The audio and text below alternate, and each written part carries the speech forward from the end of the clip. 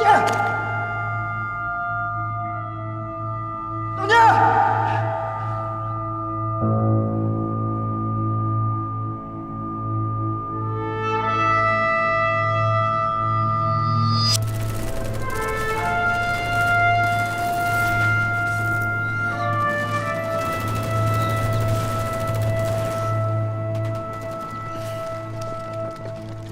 老弟！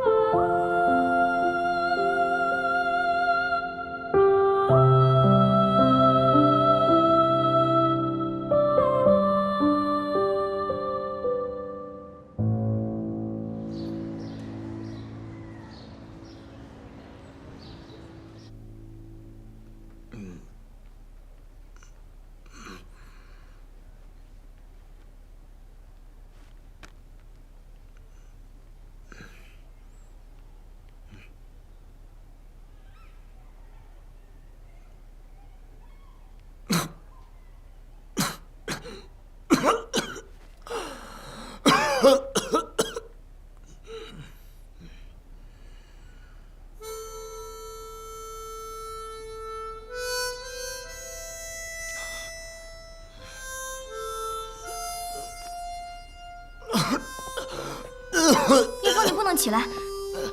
哎，你快躺下，你有轻微脑震荡。没事，我可以。我给你喝点水吧。来。我自己来，我可以。哎呦，堂堂聂大队长还害羞呢。军人嘛，要自强自立。要不是童医生特意嘱咐我，我才懒得管你呢。你呀，好好谢谢童医生吧。童医生？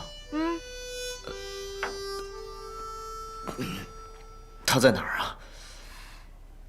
哎，总统先生，您现在不能进去，手术刚刚结束。我女儿怎么样？打入右肺上叶的子弹已经成功取出来了。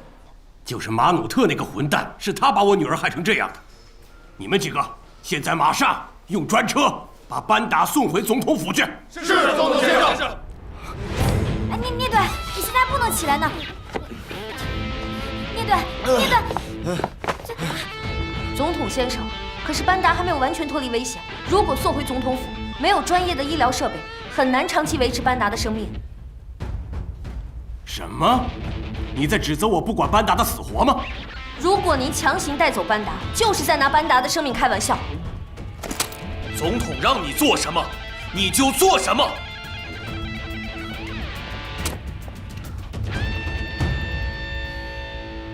总统先生，童医生只是针对班达的伤情向您建议，尽一个医生对病人的职责。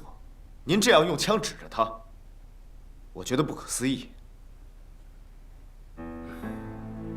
如果您执意要带走班达，您是班达的父亲，是谁都无法阻拦。但是您对一个正在试图帮助你们的医生舞刀弄枪的，我觉得也太不近人情了。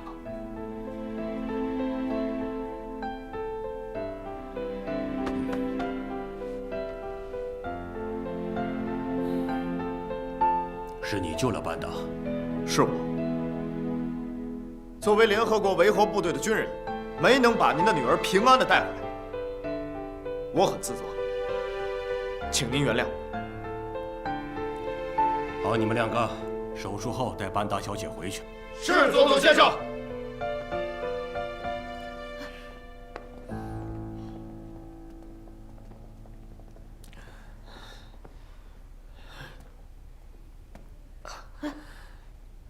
你没事吧？没事儿。你怎么样？没事。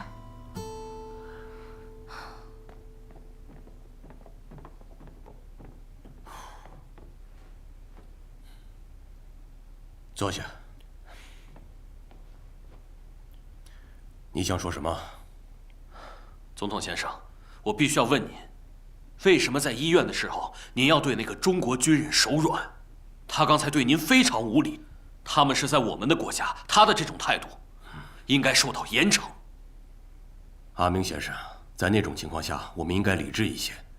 首先，那些中国人，他们来这里是来帮助我们的，更何况他们救了我的女儿班达。第二，那名恐怖分子被中国维和部队的军人给抓住了，我必须要尽快的见到那个人，查出幕后的真凶。无论是谁，我都要把他碎尸万段。在此之前，我们还要依靠联赛团。总统先生，我觉得您没有清楚现在的情况。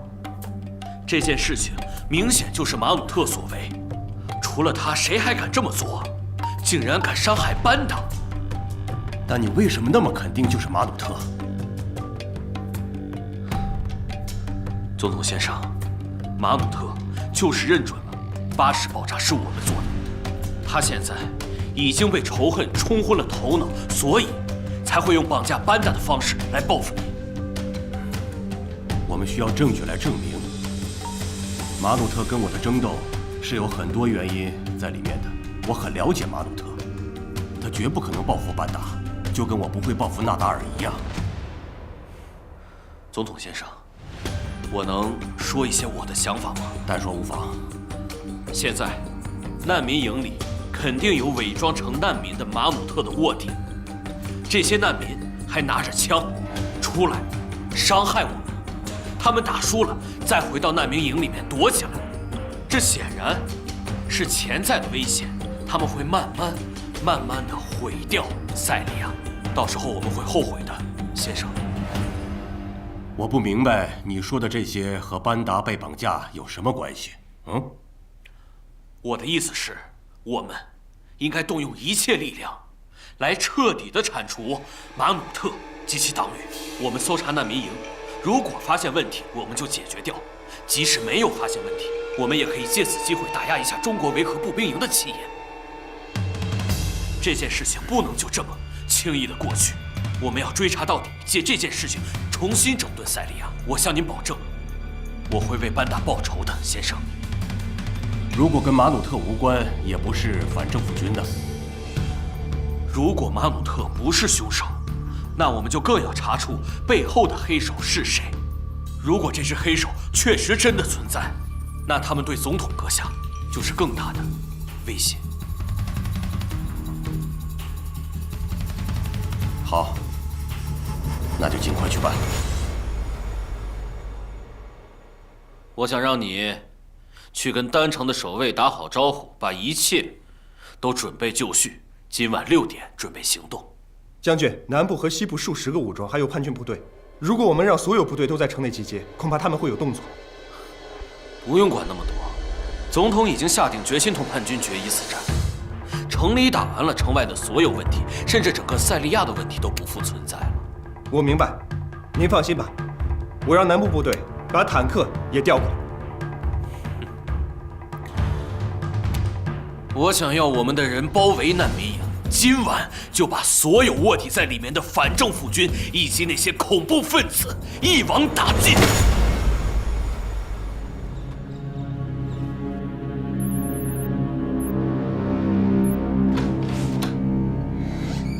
欧阳女士，高院长，就等你们了。我们就不便参与了吧？把人送过来，我们的任务已经完成了。再说审讯的事情已经超出了我中国维和步兵营的职责范围。不，高院长，我们的工作职能分工不同，你们是守卫丹城的重要力量，我真心希望得到你们的帮助和支持。好吧，那我们就不推辞了。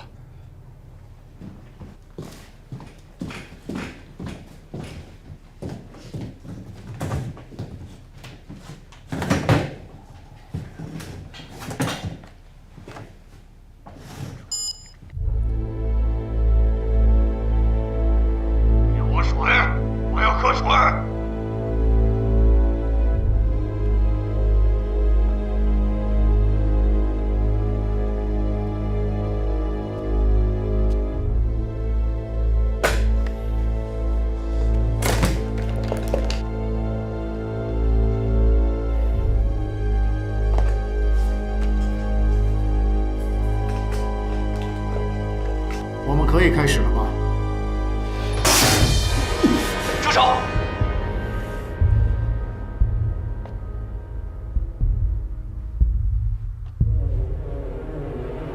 我有一些话要问你，请你如实回答。如果你有隐瞒的话，我们将会追究你的法律责任。就你这种狗腿子，也配做检察官？笑话谁呢？我在执行我的任务，你在这儿是撑不过1周的。等我1周后从这里出去，我第一件事就是杀了你！混蛋！想让我揍你吗？好了，我来吧。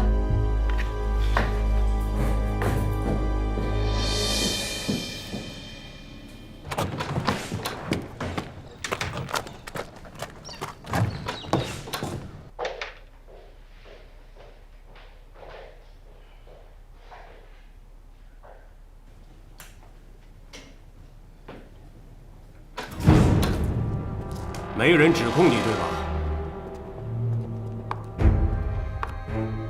那我来指控你。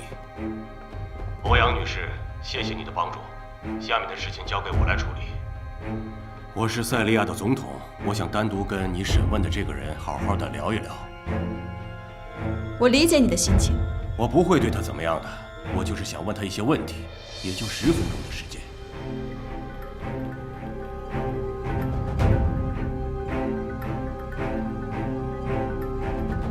好，但是你要答应我，一定要保证他的人身安全。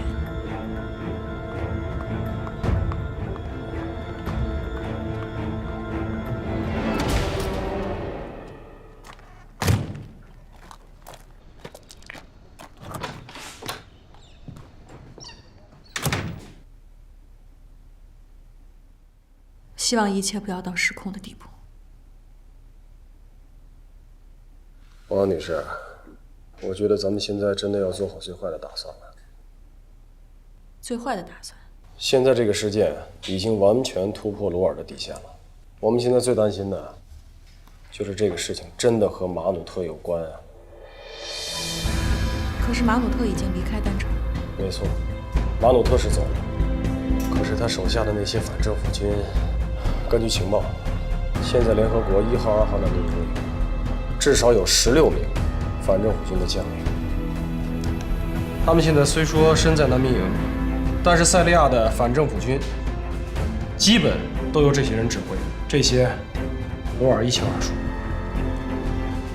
罗尔现在之所以没有撕破脸，一个是他没有确凿的证据，第二，他也碍于联合国的面子。对，在我看来，罗尔是塞利亚总统，他应该清楚失去联赛团的支持意味着什么。王女士，以目前来看，就怕他再无所顾忌。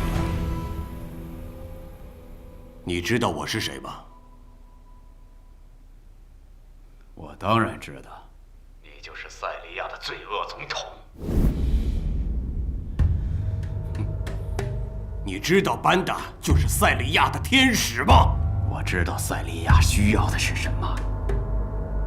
塞利亚只有推翻你所统治的政府，才能带来和平。你就不要拿死亡来威胁我。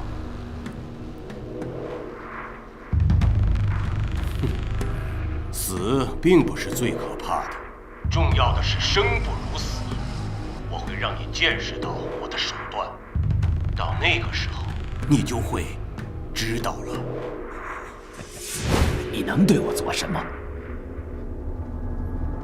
我是塞利亚的总统，你会知道我的厉害。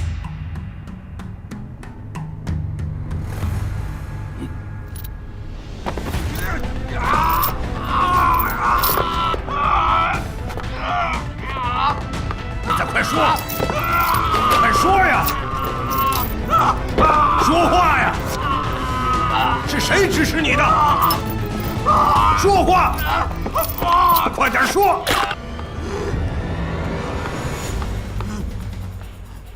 罗尔总统，你要是再这样的话，我会采取一切必要措施。欧阳女士，请记住，这里是塞利亚。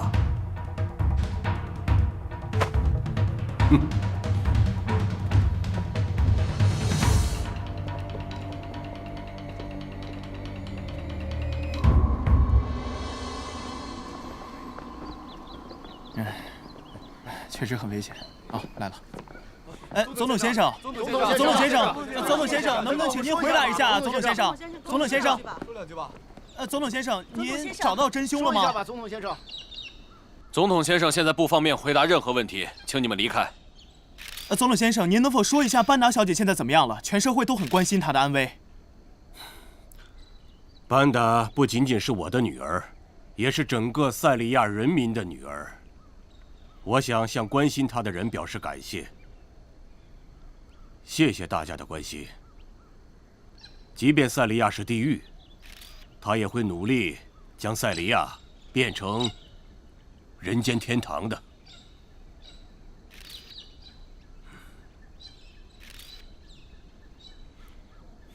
总统先生，关于马努特那个混蛋，他绑架班达，折磨班达。班达帮助塞利亚人民团结在一起，和睦相处，但他失败了，因为他太善良了。这个天使低估了敌人的凶恶，但从今以后，我不会失败，不会再相信任何人。我要奋起反击，打击罪恶。不管马努特躲在哪儿，我都会让他血债血偿。总统先生，能否再问一个问题？说点好吗？总统先生，除非我们能证明马努特跟班达的绑架事件没有关系，否则塞利亚将永无宁日。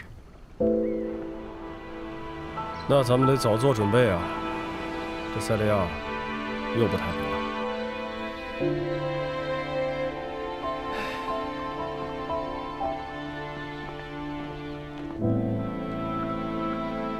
现在我们在西北地区安插了一部分的军队，很多区域都有加强了警戒，比如像3、4、5这样的区域。在这样的区域，如果反政府军进攻我们，他们将遭受失败，胜利一定是属于我们的。很好，很不错。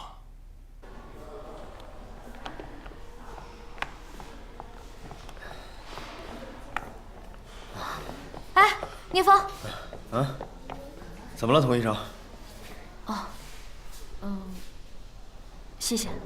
嗨，没别的事儿啊。至于吗？我觉得我们也算是仁至义尽了。再说了，班达是鲁尔的女儿，他要把她带走，我们也没办法。但他是我的病人，我必须对他的生命负责。更何况他现在情况确实挺危险的。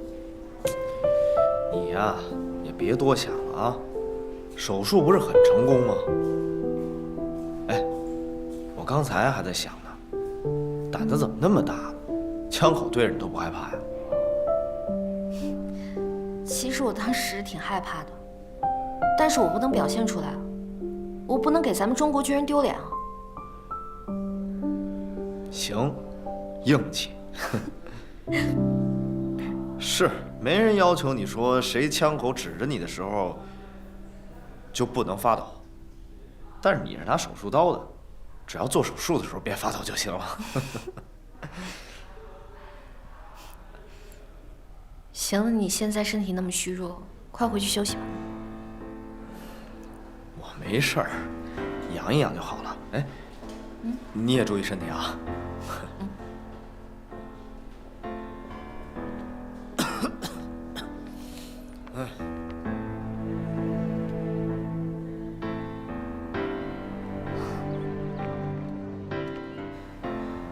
天一黑，你就关门，立刻去大使馆。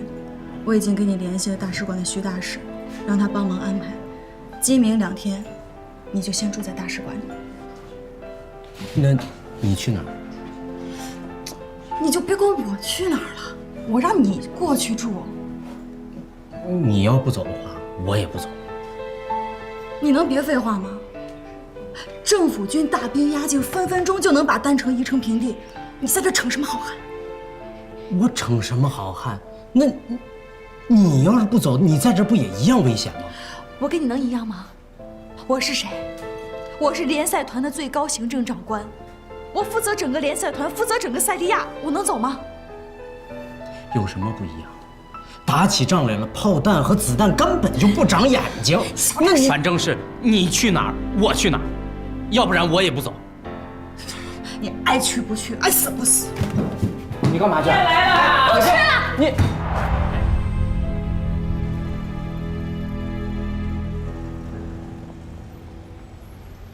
我今天来的目的就是想讨论一下，我们下一步要怎么做。总统先生，请讲。政府军已经在丹城的东南北3个方向完成了集结，我们要搜查1、2号难民营，叛乱分子要为他们的所作所为付出代价。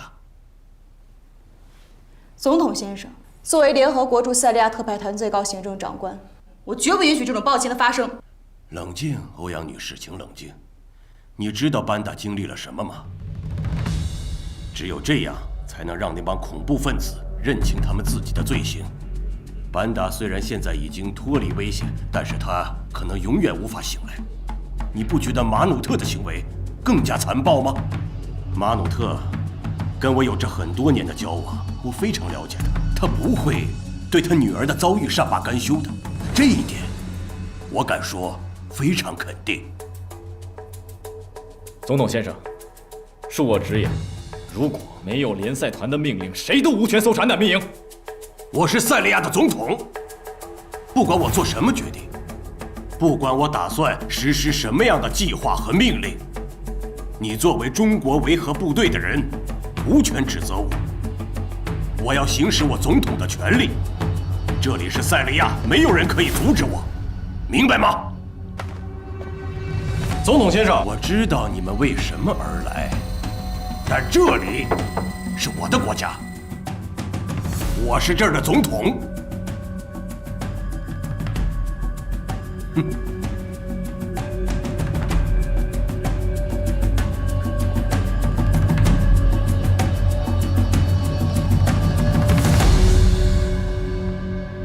高院长，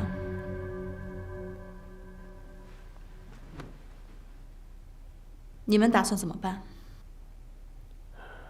欧阳女士，现在这个事态已经不是我们所能控制的了。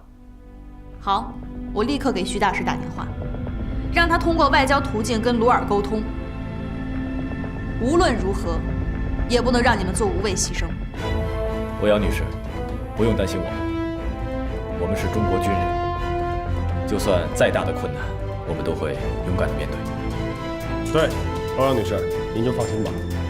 我知道我的头顶上戴着蓝盔，在执行联合国维和部队的任务，我们是为和平而来。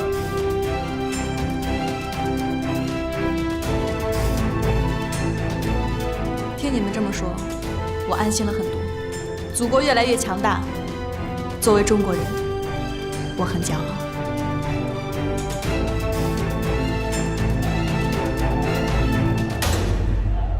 搜遍了整个恐怖分子的营地，没有发现任何线索。牧羊，缴获回来的电子设备有什么收获吗？情况很不乐观，3台电脑里的内容已经全部被提前删除，而且完全没有恢复的可能性。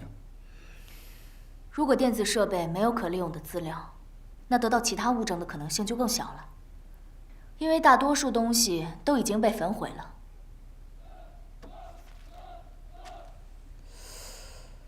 这个标志我好像在哪儿见过啊，老边。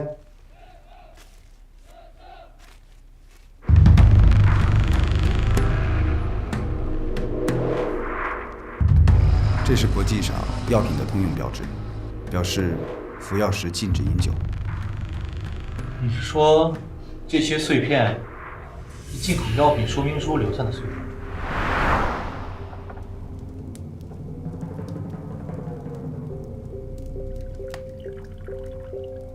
不过你们觉得，巴沙和他的手下买得起这种药吗？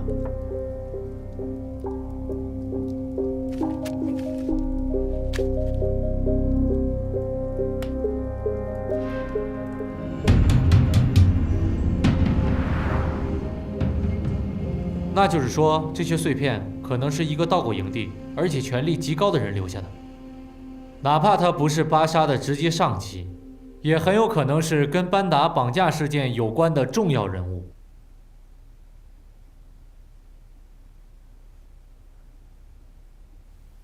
老宋，这个人一定跟巴沙关系紧密，而且他深知别人察觉不到。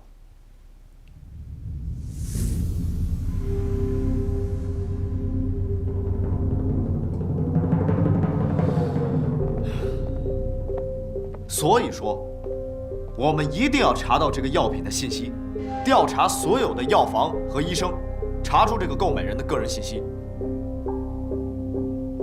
不是队长，你看啊，首先我们用排除法，它肯定不是一封情书，这是证物。你说他烧成这样了，还怎么拼呢？你让我做饭行，拼这个我真来不了。老毕，都这种时候了，咱就别开玩笑了。要拼这个，肯定是要找一个专业人士才能把它拼出来。谁呀？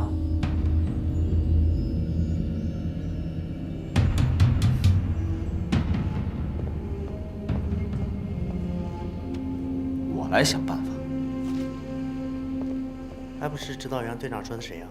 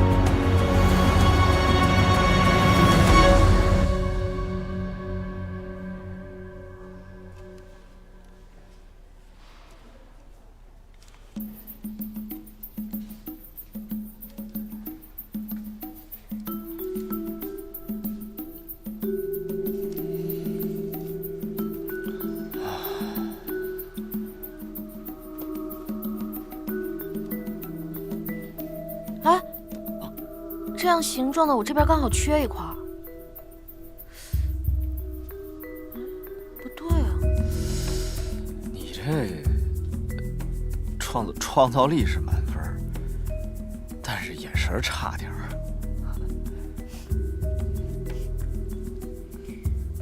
都这么长时间了，我们才把这主要成分这几个字拼出来。而且光凭这几个字完全不能判断它到底是什么药啊！再这样下去，还不知道要死多少人呢。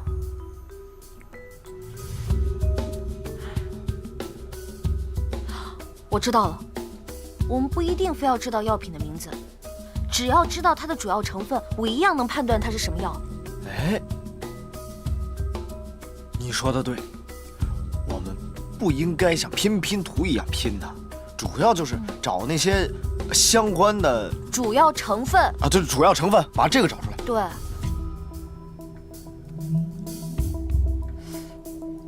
哎，这个单词很奇怪，刚才我们没看见，这是什么呀？你看，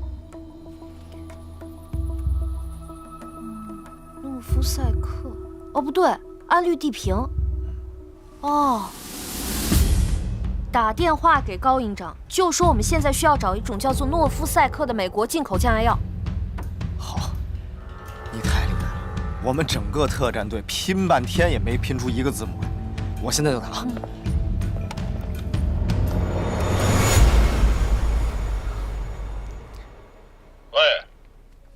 魏营长，我现在找到了巴沙上线的重要证据。聂风。不错啊，干得漂亮！这样，我会请求联赛团协助调查的。哎，好，谢谢高营长，这是大家的努力。徐大使，请坐，请坐。安念峰，那先这样啊，你先回来，有情况我再通知你啊。好，那先这样。是。徐大使，有个紧急情况，我必须亲自过来跟你当面说。什么紧急情况？还需要您亲自跑一趟？根据可靠消息，鲁尔正在集结部队，有迹象表明他很有可能强攻难民营。强攻难民营？消息准确吗？消息来源可靠。如果他一旦动手，你们将会非常危险。我已经跟欧阳丹尼通过电话，希望通过外交手段解决此事。徐大使，来的这一路上你也看到了，那些难民，中国维和步兵营有可能是他们最后的屏障。你记住，无论发生什么情况，中国大使馆和你们在一起。感谢您，大使。这个情况下，你也多注意安全。多谢。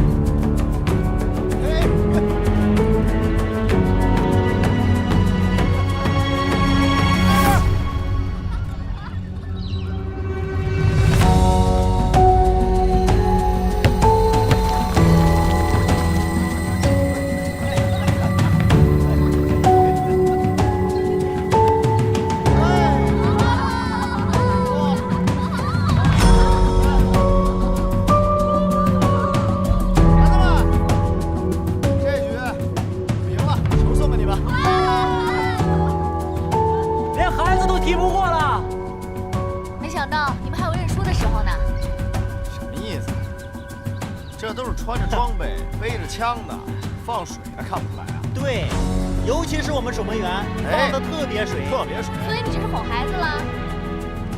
你怎么回事？老宋，你不管一管啊？怎么又扯到我了？哎，真的是。就是，指导员帮人是帮我呀。害羞了。行了。烈风，紧急集合，紧急集合。收到。老民、志勇，集合回营。走，孩子们，再见了。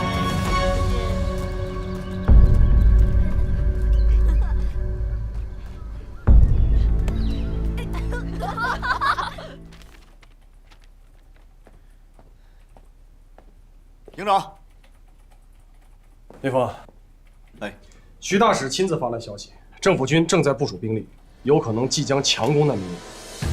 鲁尔没有拿到证据，他就会把班达的案子栽到马努特的头上。诺夫赛克现在有什么线索吗？联赛丹总部已经调查了丹城近期所有购买过诺夫赛克的人，查到了一个比较可疑的，但是这个人的银行卡开户行竟然是瑞士银行。如果要是没有提出证据，那就无法查到开户行的个人信息。要是提出了证据，很有可能打草惊蛇。已经有结果了，这个人使用了假名，叫做安士顿。奥扬丹尼希望以查税为由，要求瑞士银行公开这个人的资金来往账务，希望通过这一点查到这个人的真面目。那还需要等多久？这个是我最担心的。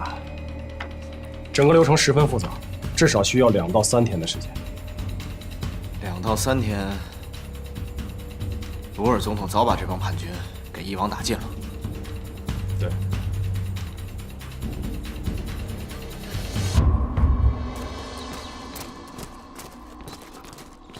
队长，队长没有允许的话，我们不能让你进入。我有紧急情况，来不及向上级上报了，一切责任由我承担。队长，快去向领导报告。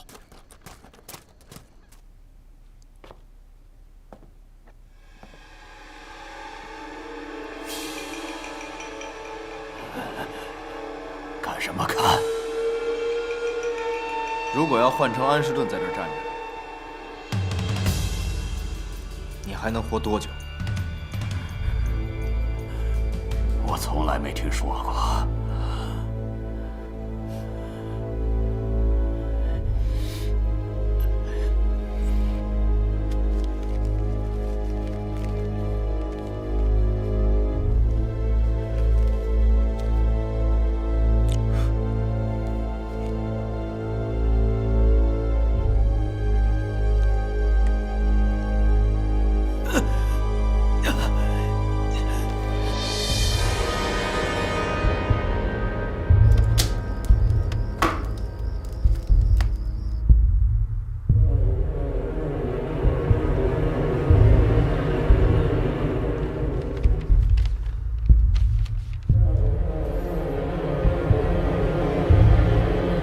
告诉我，那个人是谁？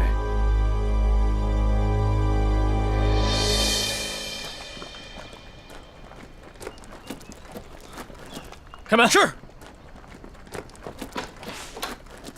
你出来。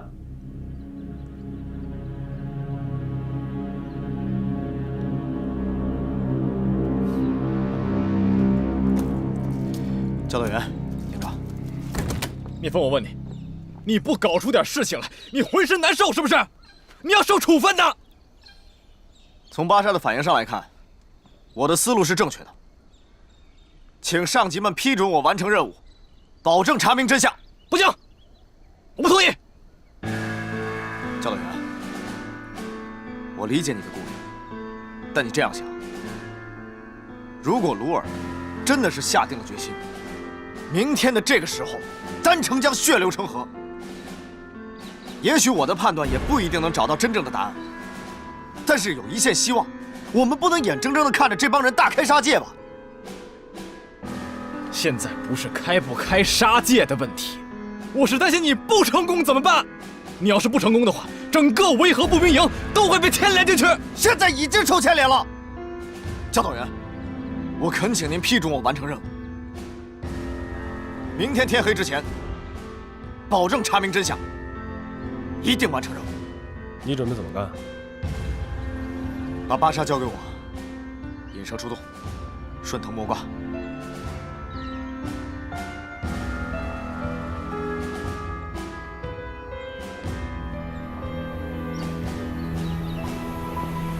老胡啊，我同意聂风的想法。老高，事到如今万不得已。我认为特殊情况可以特殊处理，而且如果一旦情况属实，那么现在唯一能够阻止鲁尔，就是尽快找到绑架班达的真凶，让他去干吧。好。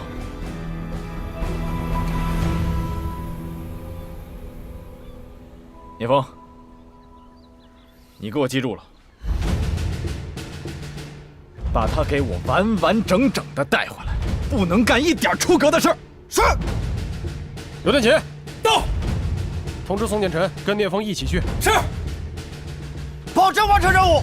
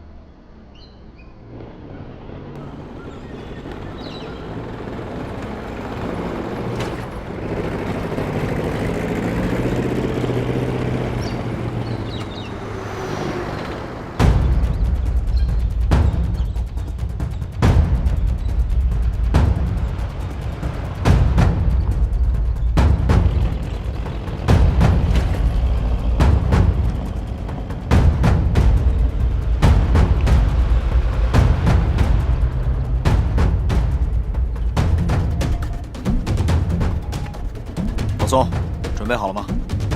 马上开始。放心，没问题。他有些昏迷，我得让他清醒清醒。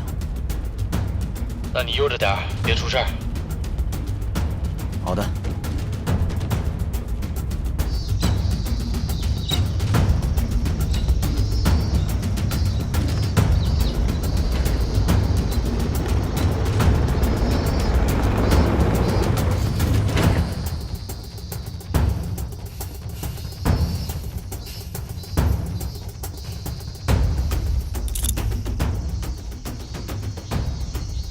安士顿是谁？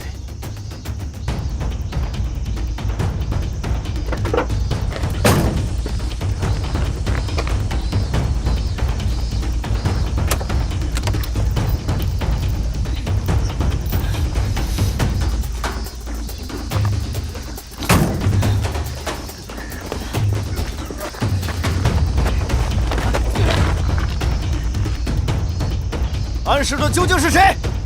你们该死的中国人，你们不能把我怎么样！说，我把你绑石头上扔进河里，多久才能找到你？嗯？你杀了我吧！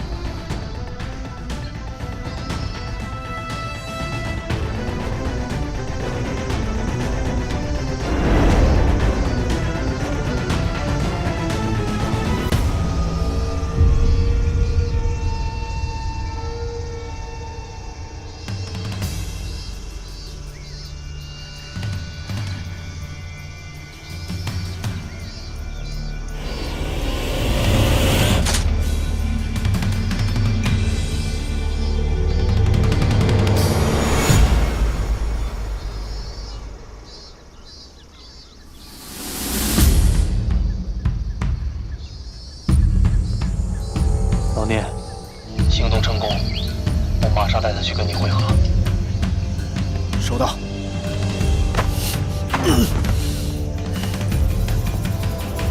走，老宋。这是谁啊？我已经把照片给牧羊传过去了，他是阿明卫队的队长，叫德鲁。阿明。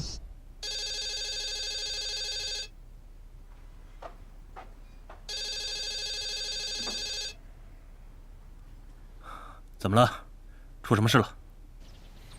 稍后的计划是什么？他们的手里有秃鹰的照片，现在他们要去找秃鹰了。我们必须要保证计划延续。好，明白。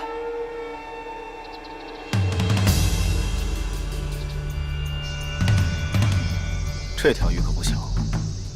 我已经跟营里汇报过了，营里说赶快把他带回去。欧阳女士也会出面跟鲁尔沟通的。好，上车吧。走，走。哎，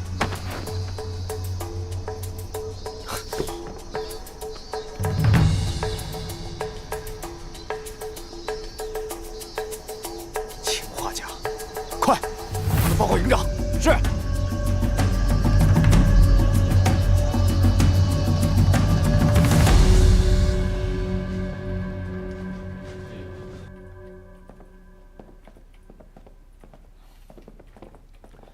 营长，教导员来了，坐。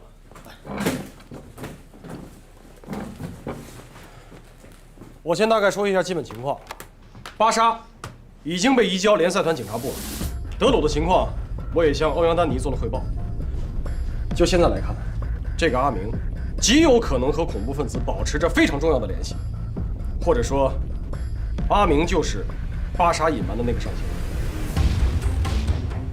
德鲁服毒自杀，要是跟阿明对峙的话，他肯定百口莫辩。没有证据，说什么都没有用，罗尔不会相信的。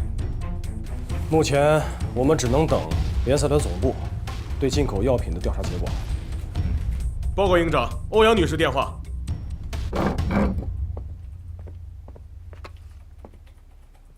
欧阳女士，什么时候的事儿？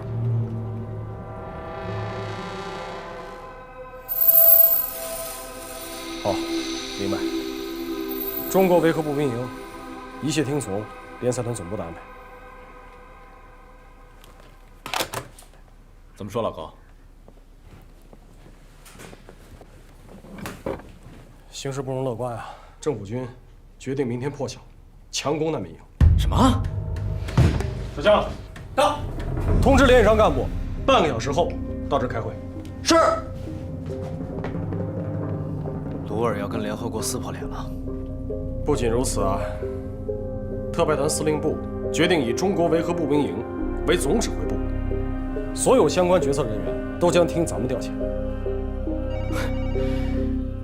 老高，这个责任太大了。报告营长，联赛团军事部门、维和警察部门还有我国大使馆全部打来电话，想和您。好，告诉他们10分钟之后回电话。是。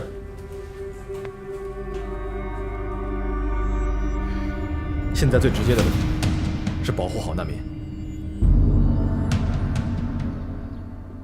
昨天下午，鲁尔下达第175号命令，宣布丹城全面戒备，封锁道路，并且有目击者称，他们看到很多坦克出入，并且有大量的政府军进入丹城。而且今天0时，丹城开始实施空中管制，除政府军飞机以外，所有飞机禁止飞行。为了广大民众的安全，请不要肆意外出。下面请看现场传来的报道。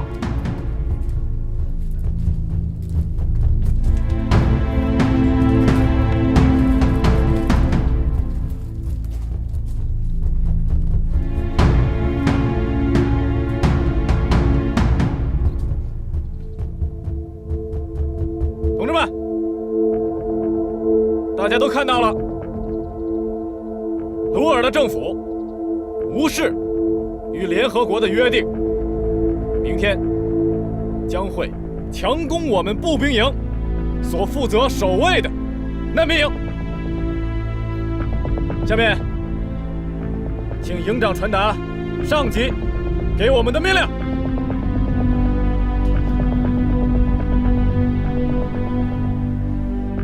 同志们，现在联合国正在通过外交，希望解决此次争端。同时，特派团司令部命令我中国维和步兵营坚守阵地，保护所属难民。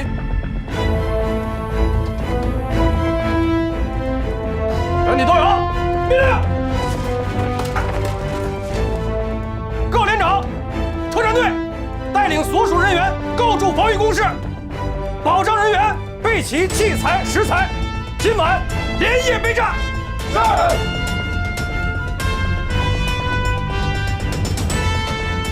同志们，饭后给家里写封信吧。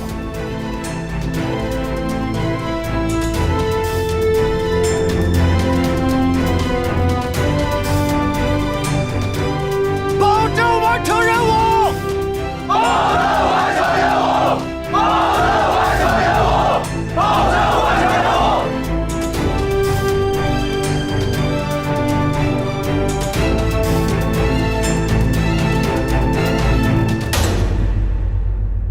终究还是来了。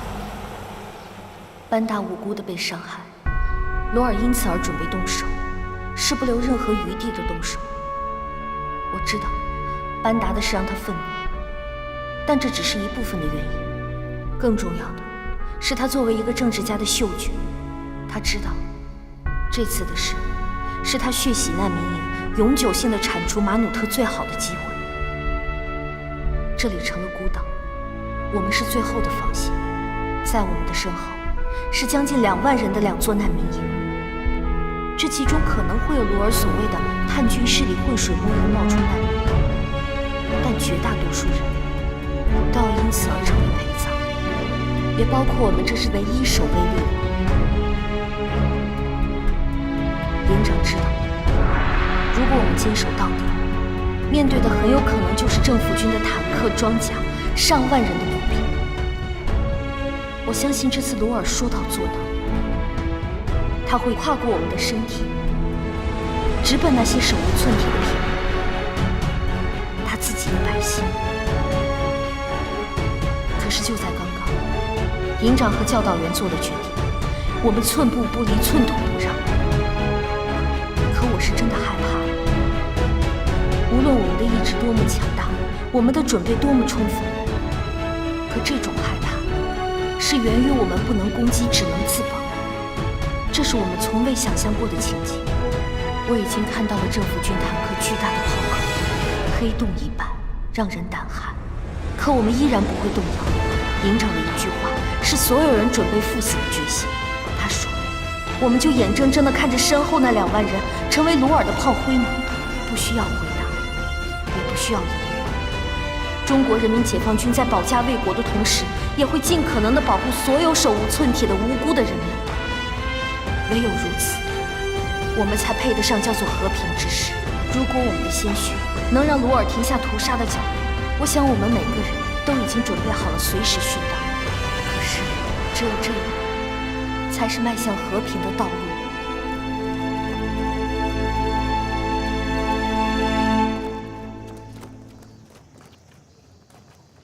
真没想到啊，在这种时候还能有时间跟你单独走走路。唉，我是没想到，塞利亚政府真的敢跟联合国动手。放心，丹尼，我虽然没当过兵，更没打过仗，但是如果今天真的有什么事情发生的话，我老郭一直会在你身边陪着。我深深焦灼的土壤，暗无天日的奔忙，一眼间荒草疯狂生长。这么多年，我到哪儿你都跟到哪儿，你的心意我都懂。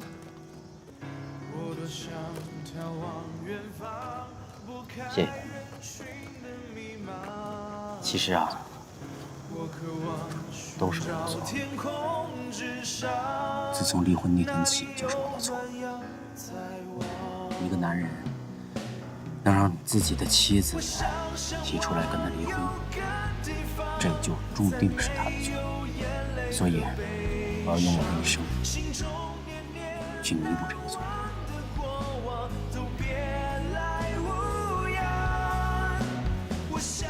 以前的事儿都过去了，也不知道以后还有没有机会吃到你亲手做的饭。能，一定能。无论走到哪儿，就算是在黄泉路上，我也给你做饭吃。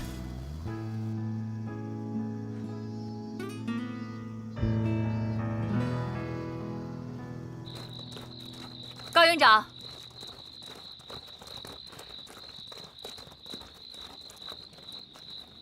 营长同志，我愿受联赛团委派，与维和部队协同作战。好的，营长，感谢，辛苦了。同志们辛苦了，多余的话我不说了，情况都了解，就一句话，有没有信心？有。中国医疗队是中国军人，所以我们必须和你们在同一条战线上战斗。好的，院长。同志们，数个小时之内，我们会有一场硬仗。我们身后的悠悠 house 里，全部都是手无寸铁的老百姓。我们作为军人，作为中国军人，不能丢下他们不管。在国内，我们本来就是一个战壕的战友，在塞利亚，我们更是要同进退。我愿医护人员全部听你调遣。好的，院长。叶峰，到。这样，你带队，全权负责保护医务人员人身安全。是。你们跟我来吧。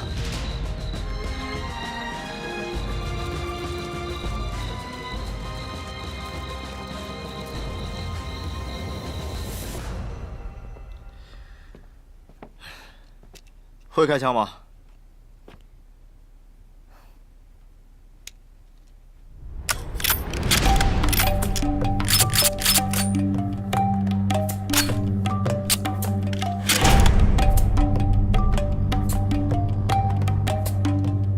还挺厉害。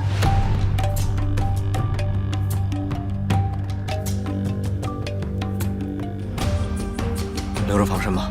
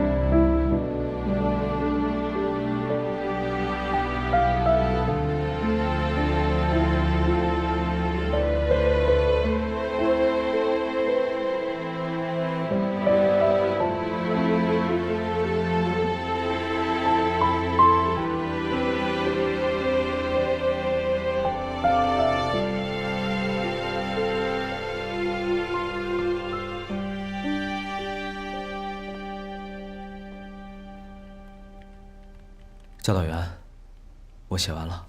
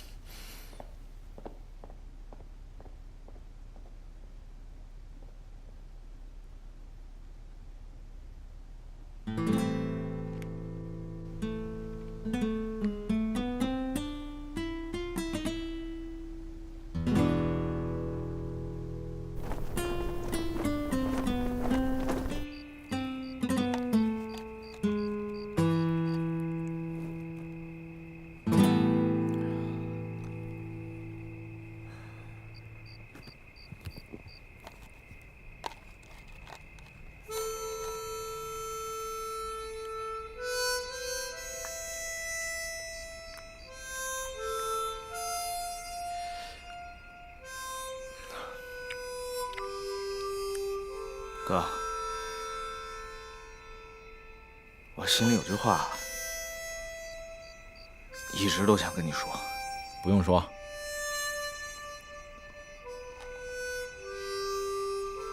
也不要说。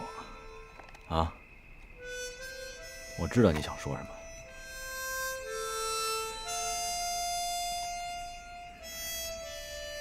得说。要不我自己过不去那个坎儿。你个大小伙子，20多岁，什么坎儿不坎儿的？73、84那才叫坎儿呢。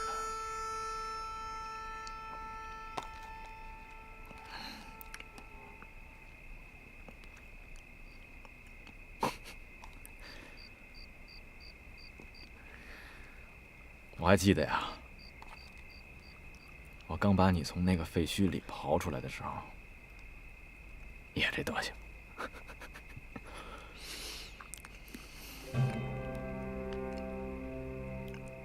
迷迷糊糊，还让我去救你爸你妈。你是个孝顺孩子。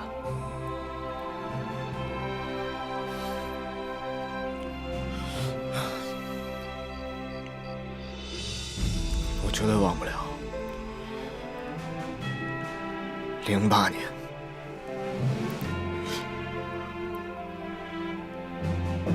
，5月14号那天，也就是地震2天以后，是我让你失去了所有的亲人，是你让我成为了一名军人。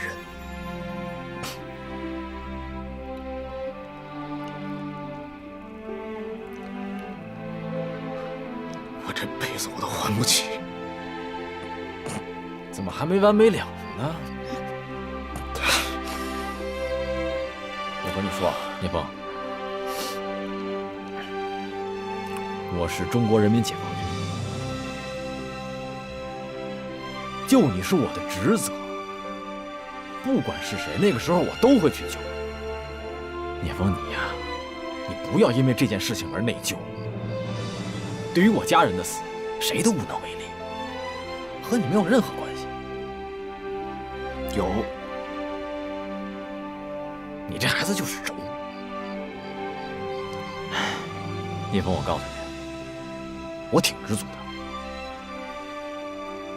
我至少，我见了我亲人的最后一面，我至少把他们给安葬在我给他们选的墓里。你想想有多少人，几万人，自己亲人都不知道在哪儿。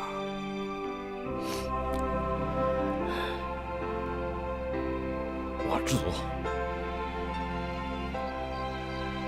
知足。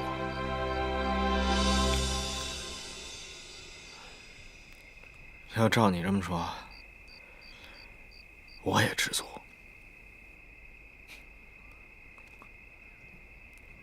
我也知道我爸妈在哪儿，但是光说知足没用。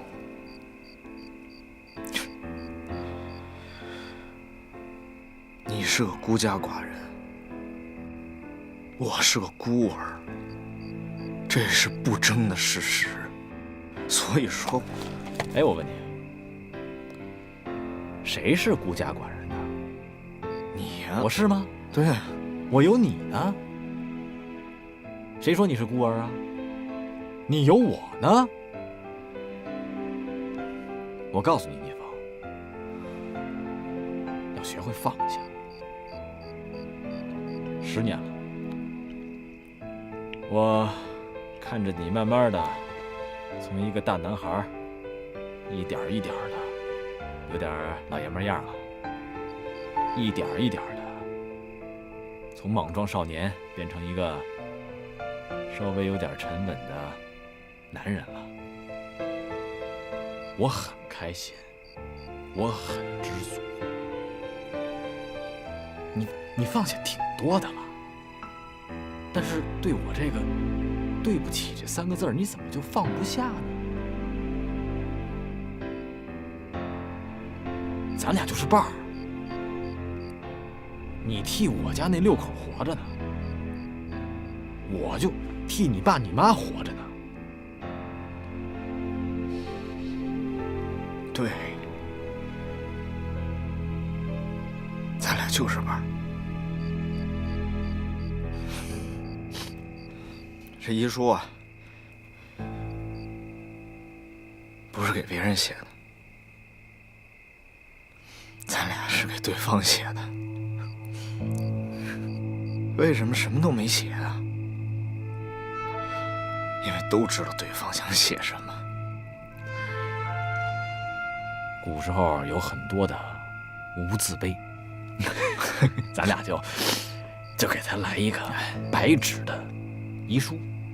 对，但是话说回来啊，哥，你呢给了我这条命，我来到塞利亚，来到这个地界上，我就是要用你给我的命，保护更多人的命。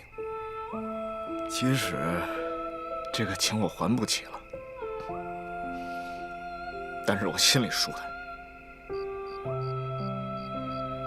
那么多战士，每天看着你这样，都不知道为什么对我这么好，我也跟谁都没解释过。但是我心里只有一个想法，不能白瞎了你给我的这条命。好，那明天咱们就要活一起活，要死啊一起死，要活一起活，要死不能一起死。你可记住了啊！大事上都听你的，小事上你得听我的。咱们明天真要是动起手来，你就得站在我后边。你知道为什么吗？你听我说，你不要跟我犟。你站在我后边的主要原因就是，如果我真的要是牺牲了，你得替我活着，你知道吗？如果我们都平安，那就一起醉一场。我答应你，明天我一定冒你后边，行了吗？行，来，咱俩干一个，用花生米，来，干一个，一言为定啊！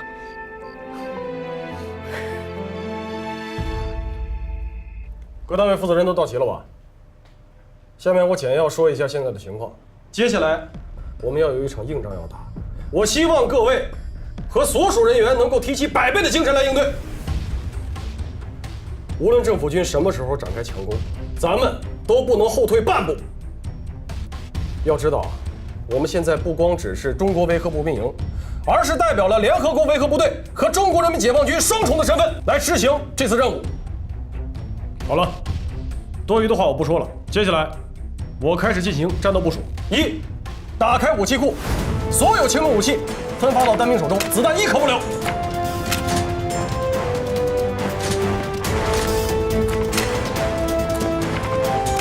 2，所有人员按照作战计划进行详细的部署，东西两面由1连负责，南北两面由2连负责，是否明白？明白。好，第3，营区所属的医院全员上阵，随时准备战地救援。说到这儿，我强调一点，所有战斗分队的人要务必保护好医护人员，是否明白？明白。第4，后勤保障分队炊事班要切实做好后勤保障工作，兵马未动，粮草先行，要明白你们所担负任务的重要性。作战计划部署完毕，最后我再强调一点，各单位负责人，我希望这场战斗过后，咱们全营几百号的兄弟，要一个不落的全部安全带回家。完毕。保证完成任务。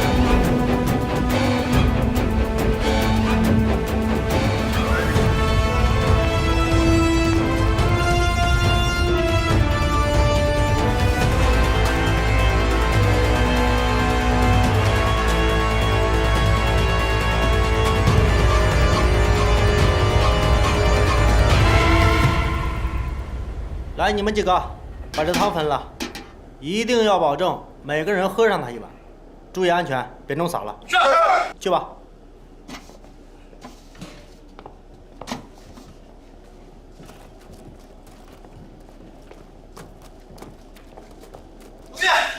快！啊，给我口水喝！这设防设了，吃了我一肚子沙。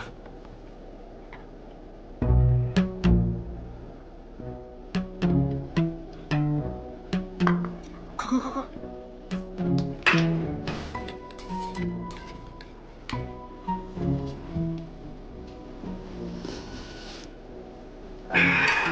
咸了淡了？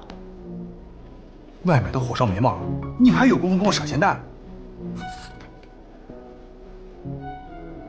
太年轻，不要着急上火。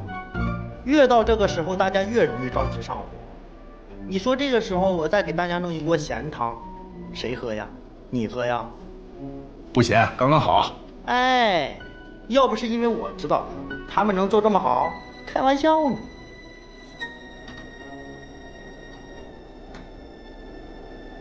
我知道了，你是不是就用这锅汤把嫂子引过来？别提了，闹掰了。可能以后见面呢，我都得叫声嫂子。哎，没事，关键啊，曾经拥有。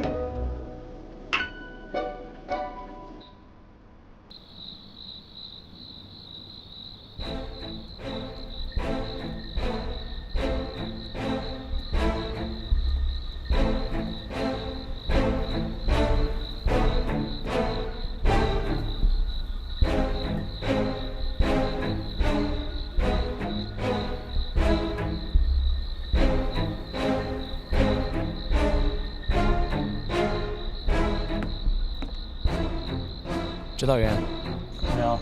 怎么样？有什么情况吗？一切正常。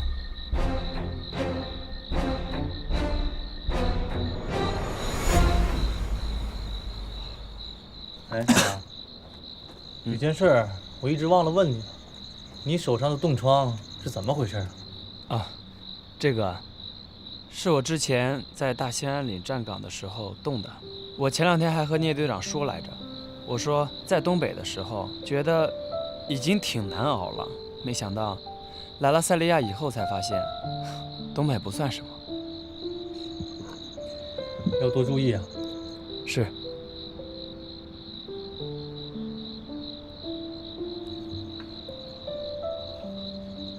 青阳，你怎么了？感觉今天状态不是很好，没休息好。这样，牧羊，你先回去休息，这班岗我替你站。不用了，指导员。现在营里正是缺人手的时候，我不能离岗休息。你放心吧，现在是我轮班调整时间，没事的，我帮你站。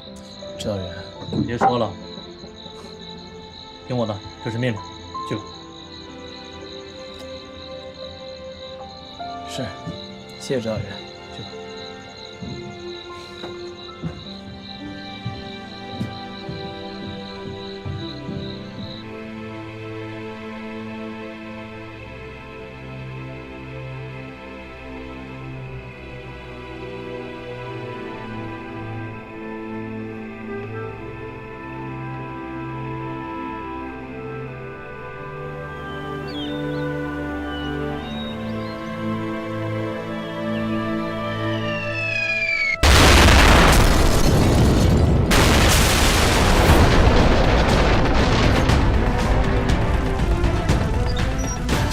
老兵，警戒！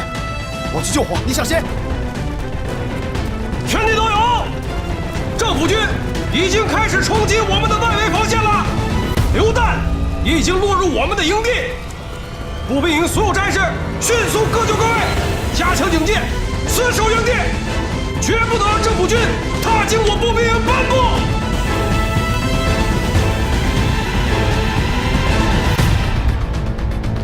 就在刚刚，政府军和反政府武装在联合国之家不远处外激烈战斗，炮弹在营地周围炸开，有些炮弹误入了中国维和步兵营营区内，目前还未得知是否有人员伤亡。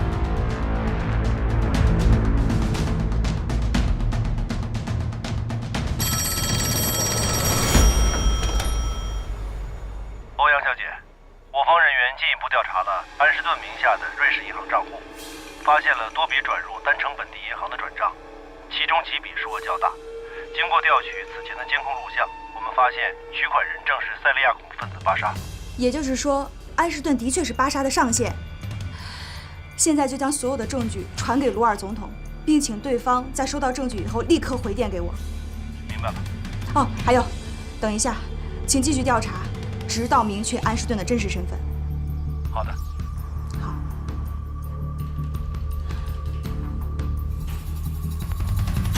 目前为止，战斗还在激烈的进行中，已经有大量的无辜平民伤亡。我方在单城各战区已经取得优势，除了少数叛军还在负隅顽抗之外，其主力已经开始全面溃败。这群叛军就是一群乌合之众，根本不能对我们形成威胁。不足为惧。好的，明白，你们去吧。好的。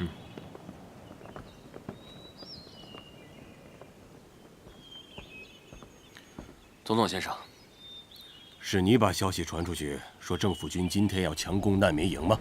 总统先生，我不知道事情的真实情况，但我们的确发现了在难民营里的反政府军叛徒，难民营已经成为了藏匿罪犯的老巢，是一个巨大的安全隐患。如果我们再不围剿的话，你说的没错，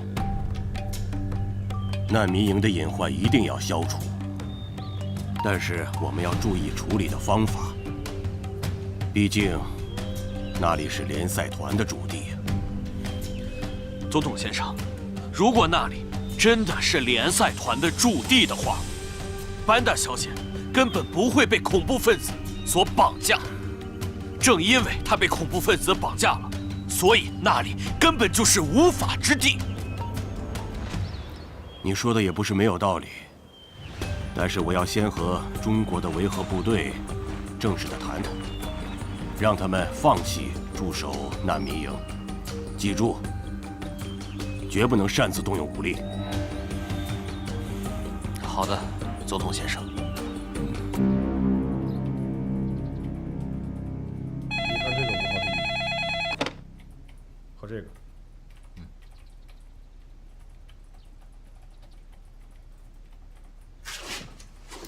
鲍营长，总统府打来电话，约你半个小时之后和总统鲁尔进行电话会议。好，我准时参加。是。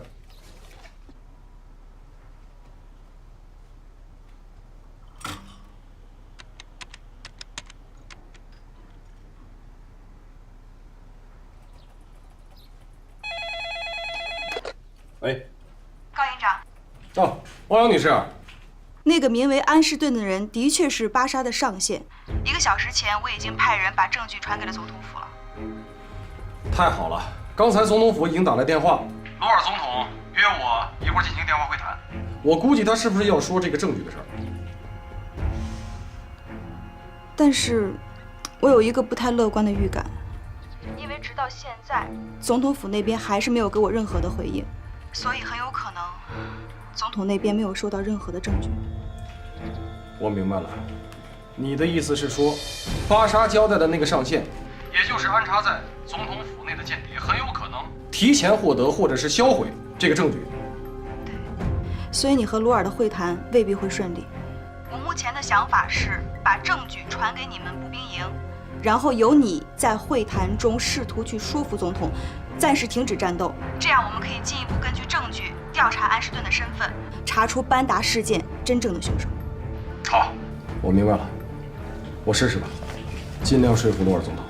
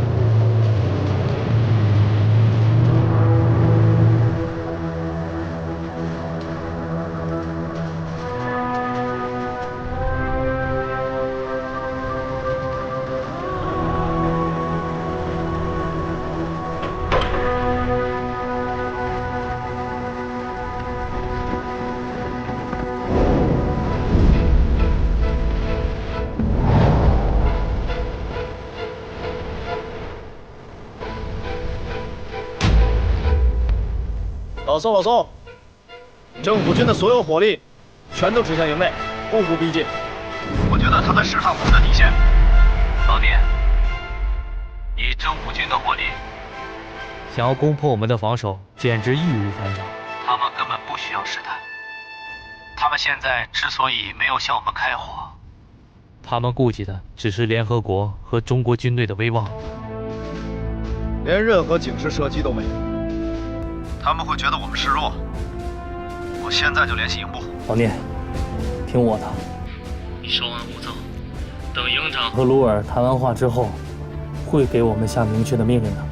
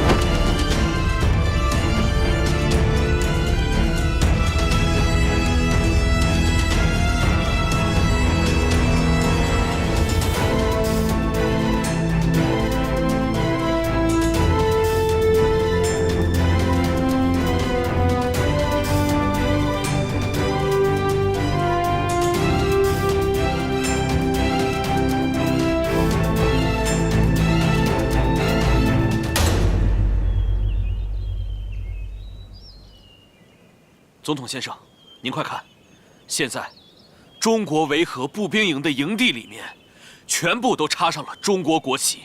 这也就是说，中国维和部队这支军队现在不再代表联赛团了，这也就意味着我们可以进攻他们了。你觉得这是好消息吗？营地的周围全都是国旗，如果现在我们进攻，就是跟中国政府对着干了。不行。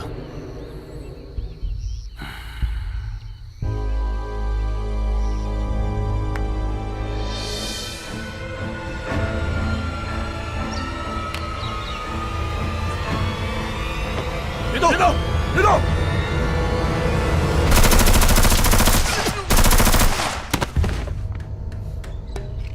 老边什么位置？听声音，应该是地区方向。地区，你那边什么情况？报告，地区巡视正常，安全。收到，保持警戒。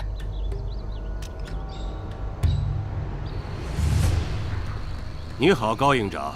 总统先生，我打给你只有一个目的，就是明确告诉你们，你们不要挡在政府和国家叛徒之间，这样做毫无意义。